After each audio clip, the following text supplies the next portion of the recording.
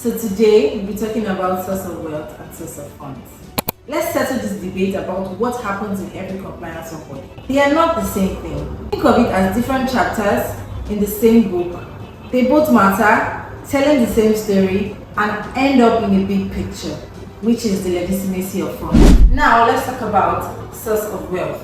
This is the how did you build your wealth question. It could be from salary income, business profits, or inheritance. The goal is to match the person's lifestyle with their story. Then we also have source of funds, which looks at money in movement. The goal here is to confirm if the money is legitimate and can be logically linked to the source of wealth already identified and verified. Now here is where people get it wrong.